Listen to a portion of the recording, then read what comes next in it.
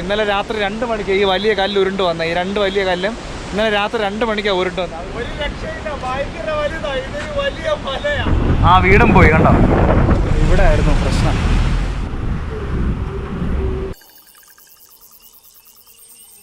രാവിലെ 4 മണിയായപ്പോൾ നമ്മൾ ഇറങ്ങുക.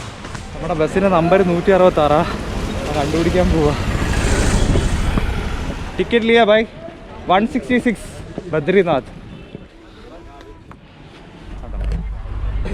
ഇവിടുത്തെ ജോഷിമത്തിലോട്ട് പോകാൻ ഒരാൾക്ക് 530 രൂപ കൊടുക്കേണ്ടത്. അപ്പോൾ നമ്മൾ ഇന്നലെ തന്നെ ബുക്ക് ചെയ്തിരുന്നു, ടിക്കറ്റ് എടുത്തിരുന്നു. അതുകൊണ്ട് ഇന്ന് രാവിലെ എളുപ്പമായി. അപ്പോൾ ഇനി വണ്ടി ഇപ്പോൾ എടുത്തു വിടുന്നു. ഇപ്പോൾ 4:20 ഇതാണ് നമ്മുടെ വണ്ടിക്കകം. ഒരു സൈഡിൽ 2 സീറ്റും ഒരു സൈഡിൽ 3 സീറ്റും വെച്ചിട്ടുണ്ട്. കുറച്ച് ആൾക്കാരൊക്കെ ഉള്ളൂ. ചെറിയ വണ്ടിയാണ്. ഇനി 10 മണിക്കൂർ നീണ്ട യാത്രയാണ് ജോഷിമത്തിലോട്ട്. ഇപ്പോഴോട്ട് സ്റ്റാർട്ട് ചെയ്തതേ ഉള്ളൂ. നല്ല ഇരുട്ടാണ് ഇപ്പോഴും പുറത്താണ്.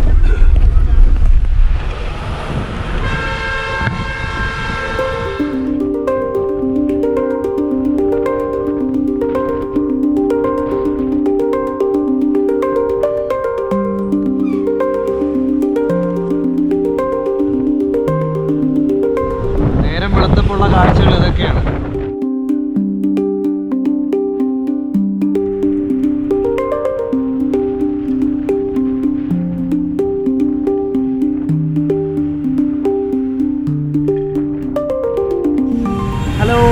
അപ്പോൾ രുദ്രപ്രയാഗിൽ ഇപ്പോൾ വണ്ടി നിർത്തിയത് ഫുഡ് കഴിക്കാൻ വേണ്ടി. അപ്പോൾ ഒരു ചെറിയ ബ്രേക്ക് കഴിഞ്ഞിട്ട് നമ്മൾ വീണ്ടും യാത്ര തുടരും.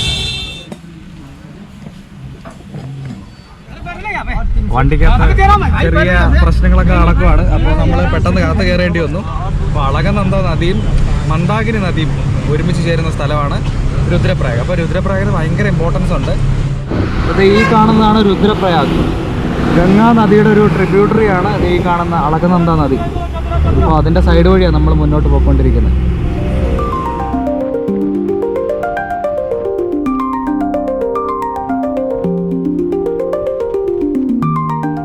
ഇവിടെ എല്ലാം പണി നടക്കുക. അതുപോലെ ലാൻഡ് സ്ലൈഡ് കഴിഞ്ഞിട്ട് അവർ പുതിയ റോഡൊക്കെ ഉണ്ടാക്കി വെച്ചിരിക്കുക. കേട്ടോ, ലാൻഡ് സ്ലൈഡൊക്കെ ഇവിടെ സ്ഥിരമായിട്ട് നടക്കുന്ന സംഗതിയാണ്. വരുന്നവർ അത്രയും കോഷ്യസ് ആയിട്ട് വേണം വരാൻ. ഈ ഉത്തരാഖണ്ഡ് എന്ന് പറയുമ്പോൾ നിങ്ങളിൽ പലരും വിചാരിക്കും ഇവിടെ ഭയങ്കര തണുപ്പാണെന്ന്. പക്ഷേ അത് ഇപ്പോൾ ഒരു 9:15 ഇപ്പം തന്നെ നല്ല ചൂടായിട്ടുണ്ട്. അതുകൊണ്ട് അത്ര തണുപ്പൊന്നും അല്ല ഈ സമയത്ത്.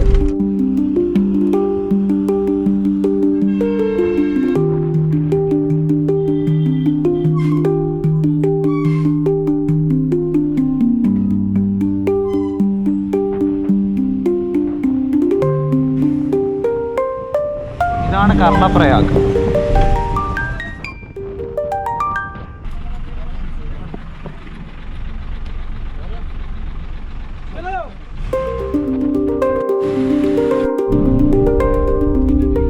വണ്ടിയിൽ ആൾക്കാർ നിറഞ്ഞും കുറഞ്ഞും ഒക്കെ ഇങ്ങനെ മാറി മാറി പോയിക്കൊണ്ടിരിക്കുകയാണ്. അതിൻ്റെ ഇടയ്ക്ക് ഒന്നും അറിയാതെ ചുരുട്ടി പിടിക്കണം തുറക്കുക.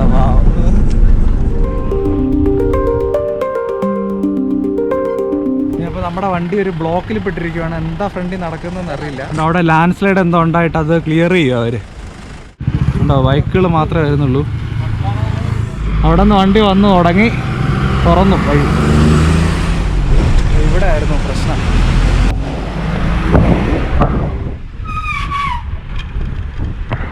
ഇപ്പോൾ ലഞ്ച് ബ്രേക്കാണ്. നമ്മൾ ലഞ്ച് കഴിക്കാൻ പോവുക. ഇവിടെ നിന്ന് കഴിക്കാൻ പറ്റുമെന്ന് നോക്കുക, അറിയില്ല. നോക്കട്ടെ.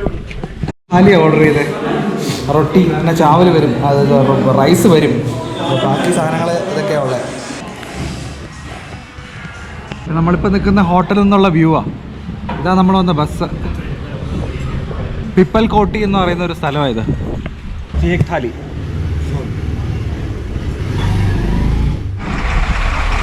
അപ്പോൾ നമ്മൾ വീണ്ടും യാത്ര തുടരുകയാണ്.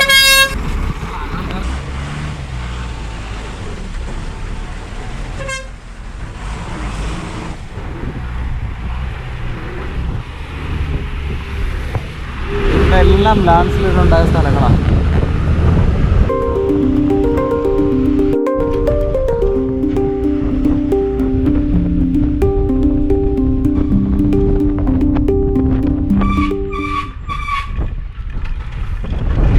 ലാൻഡ് സ്ലൈഡ് ഒന്നും തകർന്നു.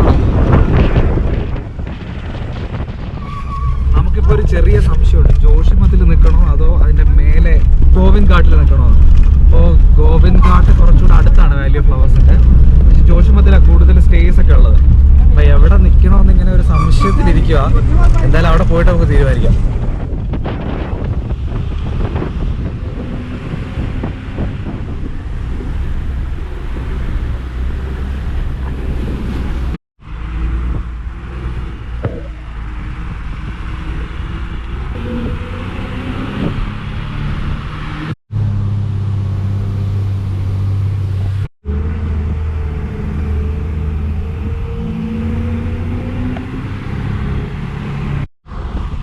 ജോഷിമത്ത്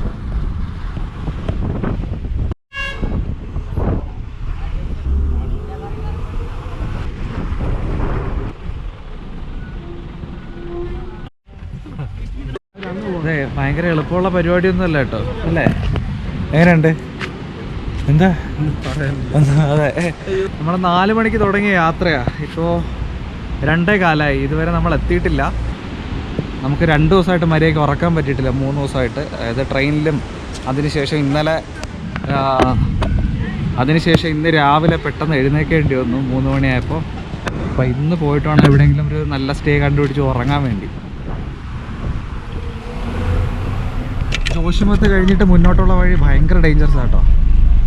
ഈ സൈഡാണ് കേട്ടോ,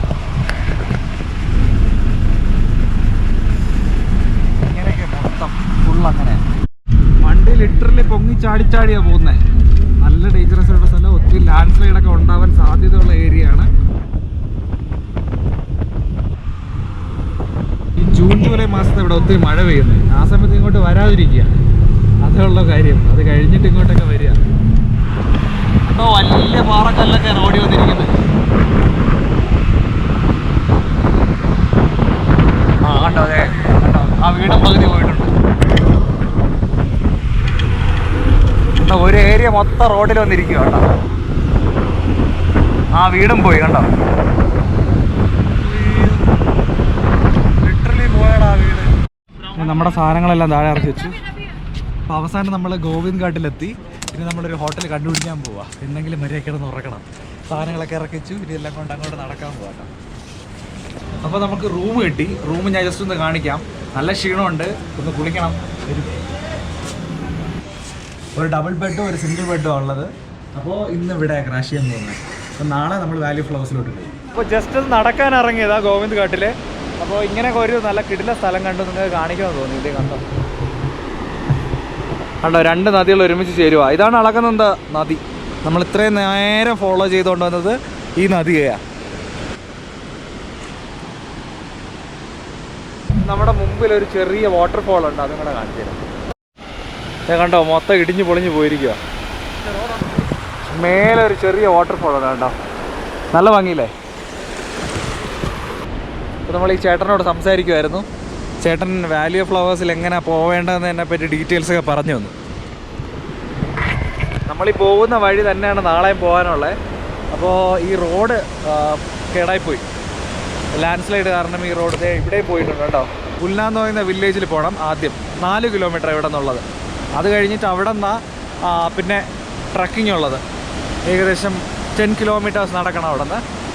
അങ്ങനെ നമുക്ക് വാലി ഓഫ് ഫ്ലവേഴ്സിൻ്റെ ബേസ് ക്യാമ്പിലെത്താൻ പറ്റുക. പിന്നെ അവിടെ നിന്ന് വാലി ഓഫ് ഫ്ലവേഴ്സിൽ പോകണം. I know it's little complicated, എനിക്ക് മനസ്സിലാക്കാൻ കുറച്ച് സമയമൊക്കെ എടുത്തു. അപ്പോൾ നമ്മളത് മനസ്സിലായിക്കൊണ്ടിരിക്കുകയാണ്. നാളെ എന്തായാലും പോവും. അപ്പോൾ വിശദമായിട്ട് നമുക്കതിനെപ്പറ്റി പറയാം. ഇന്നതേ ഇതൊക്കെയാണ് ഇവിടുത്തെ കാഴ്ച. ഇത് കണ്ടോ, ഈ കല്ല് ഇതേ മേലെ നിന്ന് പൊട്ടി വന്നതാ കണ്ടോ. ഇതെല്ലാം പൊളിഞ്ഞ് താഴെ വന്നിരിക്കുക. മൺസൂൺ സമയത്ത് ഇവിടെ ഭയങ്കര ഡേഞ്ചറസ് ആട്ടോ. നിങ്ങൾ ആ സമയത്തൊന്നും വരരുത്. ഇതേ കണ്ടോ, നല്ല സത്യം നോക്ക്, ഇതേ കണ്ടോ ഇടിച്ച് പൊളിഞ്ഞിരിക്കുക കണ്ടോ മൊത്തത്തിൽ. അവിടെ നടന്നപ്പോൾ ഇത്രയും ഡേഞ്ചറുള്ള സ്ഥലം നമ്മൾ അറിഞ്ഞില്ല കേട്ടോ. ഒന്നും പറയാനില്ല, ഇത് കണ്ടിട്ട് തന്നെ കൈയും കാലൊക്കെ കറക്കണം. അത്രയും വലിയൊരു പാറക്കല്ല. ഇതേ കണ്ടോ, അത് കണ്ടോ, അത് ഇടിച്ച് നിൽക്കുന്ന കണ്ടോ. എടാ അങ്ങോട്ട് നോക്കടാ, ഇടിച്ച് തറയെല്ലാം പൊളന്ന് നിൽക്കും അങ്ങോട്ടൊക്കെ. ഒരു രക്ഷയില്ല, ഭയങ്കര വലുതാ. ഇതൊരു വലിയ മലയാ, അതാ അവിടെ ഇറങ്ങി വന്നത് കണ്ടോ. എന്റെ സൈസ് ഇതിന്റെ സൈസും കണ്ടോ, നിങ്ങൾക്ക് മനസ്സിലാവുമല്ലോ അതിന്റെ സൈസ് എത്രയാണ്. അതെ, ആ ചേട്ടന്മാരെ കണ്ടോ, രണ്ടുപേര്. അവർ രണ്ടുപേരും ആ ടിൻ ഷെഡിനകത്താണ് ഇന്നലെ താമസിച്ചത്. ഇന്നലെ രാത്രി 2 മണിക്ക് ഈ വലിയ കല്ല് ഉരുണ്ട് വന്നത്. ഈ 2 വലിയ കല്ലും ഇന്നലെ രാത്രി 2 മണിക്കാണ് ഉരുണ്ട് വന്നത്. അവരിപ്പോൾ പറയുമായിരുന്നു. കേട്ടിട്ട് ഒന്നും പറയാനില്ല. ഞാനിപ്പോൾ പറഞ്ഞു അവിടെ മേലെ ചെറിയ ചെറിയ കല്ല് വരുന്നുണ്ട്, അതുകൊണ്ട് അങ്ങോട്ട് പോകല്ലെന്ന് പറഞ്ഞപ്പോൾ അവർ പറയാം ഇതൊന്നും ഒന്നുമല്ല, ഇന്നലെ രാത്രി ഈ സാധനം വന്നു എന്നൊക്കെ. അപ്പോൾ ഇതൊക്കെയാണ് ഇവിടുത്തെ ഒരു റിയാലിറ്റി. എന്താ പറയുന്നത്.